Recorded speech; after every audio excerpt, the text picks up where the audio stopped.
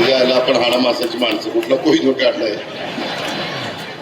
थांबा रे बाबा, तू राष्ट्रवादीच आहे काही याला अक्कल अशी मग का बोललं की टीव्हीला दाखवतात दादाने याचा अपमान केला.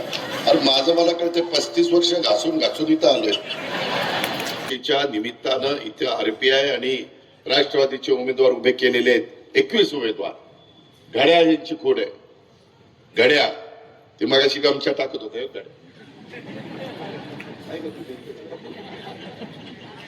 ते काल ते बघतच नाही माझं घड्या. यायला आपण हाडा मासाची माणसं कुठला कोहिनूर काढलाय. थांबा रे बाबा, तू राष्ट्रवादीच आहे काही याला अक्कल अशी मग का बोललं की टीव्हीला दाखवतात दादाने याचा अपमान केला.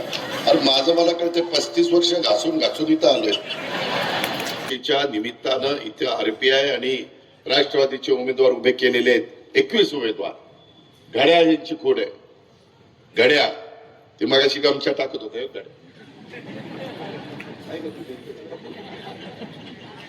ते काल ते बघतच नाही माझं घड्या.